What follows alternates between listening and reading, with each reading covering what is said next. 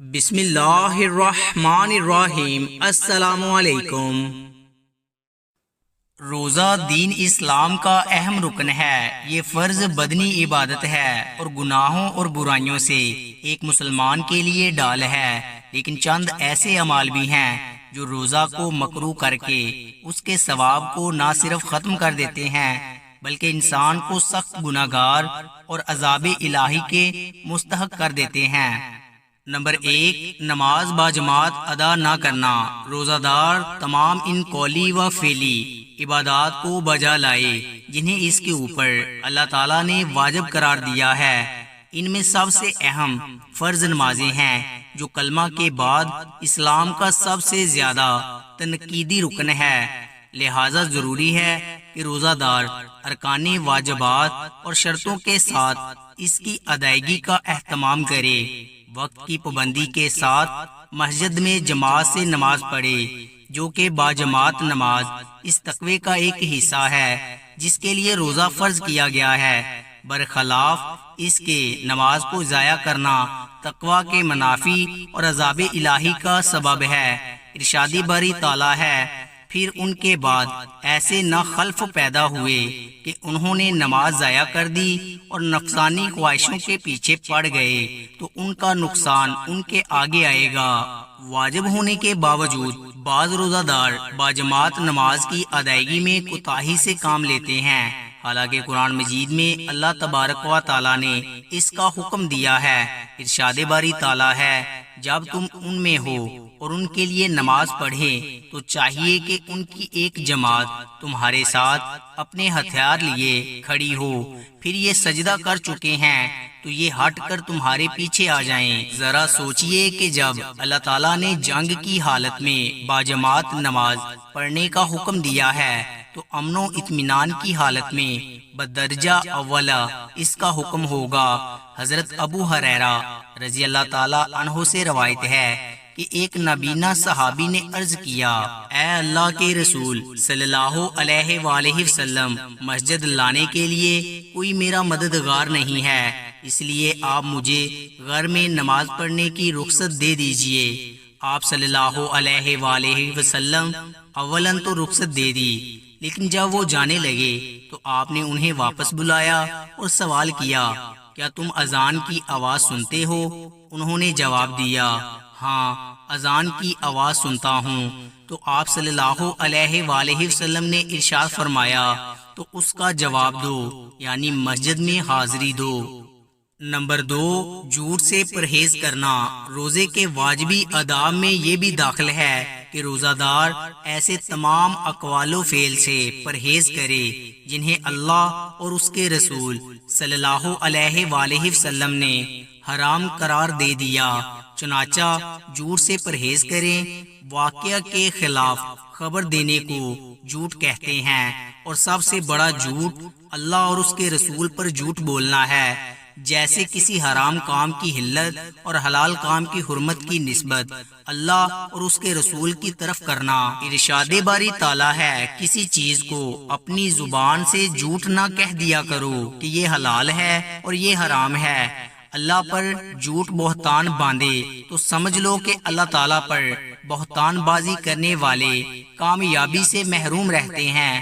رسول اللہ صلی اللہ علیہ وآلہ وسلم نے فرمایا، جو جھوٹی بری بات کہنا اور اس پر عمل کرنا نہ چھوڑے تو اللہ کو اس کے بھوکا پیاسا رہنے کی کوئی حاجت نہیں۔ نمبر 3، غیبت سے پرہیز نہ کرنا۔ روزہ دار کو غیبت سے بھی پرہیز کرنا چاہیے۔ اپنے بھائی کی ناپسندیدہ بات یعنی عیب کو اس کے پیٹھ پیچھے بیان کرنا غیبت ہے۔ آپ صلی اللہ علیہ وآلہ وسلم کا ارشاد ہے، تو اپنے بھائی کا ایک بیان کر رہا ہے، اگر اس میں پایا جا رہا ہے تو یہی تو غیبت ہے، اور اگر اس کا عیب جو تو بیان کر رہا ہے وہ اس میں نہیں ہے تو نے اس پر بہتان باندھا ہے۔ نمبر 4، چغل خوری سے پرہیز نہ کرنا۔ روزہ دار کو چاہیے کہ چغل خوری سے بھی پرہیز کرے۔ چغل خوری یہ ہے کہ ایک شخص کی بات دوسرے شخص تک فساد اختلاف کے غرض سے پہنچائی جائے۔ چغل خوری گناہ کبیرہ ہے۔ اس سے متعلق اللہ کے رسول صلی اللہ علیہ وآلہ وسلم کا فرمان ہے، چغل خور جنت میں داخل نہ ہوگا۔ نمبر 5، دھوکہ دہی سے پرہیز نہ کرنا۔ روزہ دار کو چاہیے کہ خرید و فروخت، پیشہ ورانہ مزدوری اور رہن وغیرہ جیسے معاملات میں دھوکہ دہی سے بچتا رہے اور ہر مشورہ اور نصیحت طلبی کے وقت دھوکہ دہی سے پرہیز کرے، کیونکہ دھوکہ دینا بہت کبیرہ گناہ ہے۔ رسول اللہ صلی اللہ علیہ وآلہ وسلم نے ارشاد فرمایا، جس نے ہمیں دھوکہ دیا وہ ہم میں سے نہیں۔ حدیث ان الفاظ میں بھی مروی ہے کہ جس نے دھوکہ دیا وہ میرے طریقے پر نہیں ہے۔ نمبر 6، گانا بجانا۔ روزہ دار کو چاہیے کہ گانے بجانے کے آلات سے پرہیز کرے۔ ارشاد باری تعالیٰ ہے، اور بعض لوگ ایسے بھی ہیں جو لوگوں کی باتوں کو مان لیتے ہیں کہ علم کے ساتھ لوگوں کو اللہ کی راہ سے بہکائیں اور اسے ہنسی بنائیں۔ یہی وہ لوگ ہیں جن کے لیے رسوا کرنے والا عذاب ہے۔ محترم ناظرین، روزہ ایک ایسی بدنی عبادت ہے جس کی برکت سے انسان اپنے آپ کو ظاہری گناہوں کے ساتھ ساتھ باطنی گناہوں سے بھی بچا سکتا ہے۔ اس لیے فرمایا گیا کہ اس کے بھوکے پیاسے رہنے کی اللہ پاک کو کوئی حاجت نہیں کہ اس نے حلال چیزوں کو ترک کر دیا، لیکن جو کام جھوٹ، غیبت، چغل خوری، نماز قضا کرنا، فلمیں ڈرامے دیکھنا، بدنگاہی کرنا، لوگوں کو دھوکہ دینا وغیرہ حرام تھے، اس سے اپنے آپ کو نہ بچایا تو اس کے روزے کا کیا فائدہ؟ صوفیاء کرام فرماتے ہیں کہ روزہ ہر عضو کا ہونا چاہیے، صرف حلال چیزوں یعنی کھانے پینے کا نہ چھوڑو، بلکہ حرام چیزوں یعنی جھوٹ، غیبت کو بھی چھوڑو۔ مرکات نے فرمایا کہ ایسی بے باک روزے دار کو اثر روزے کا ثواب ملے گا۔ ان چیزوں کا گناہ۔ اللہ سبحانہ و تعالیٰ سے دعا ہے کہ دین اسلام کو سمجھنے اور اس پر عمل کرنے کی طاقت توفیق عطا فرمائے، آمین یا رب العالمین۔ ارشاد باری تعالیٰ ہے، ایمان والو، تم پر روزے فرض کیے گئے ہیں جیسے تم سے پہلے لوگوں پر فرض کیے گئے تھے، تاکہ تم پرہیزگار بن جاؤ۔ سورہ بقرہ آیت نمبر 286۔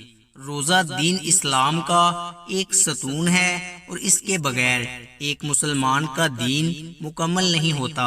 تو دوستو، امید کرتا ہوں آپ کو یہ ویڈیو اچھی لگی ہوگی۔ اگر آپ کو یہ ویڈیو اچھی لگی ہے تو لائک کریں، کومنٹ کریں اور چینل کو سبسکرائب ضرور کریں۔ شکریہ۔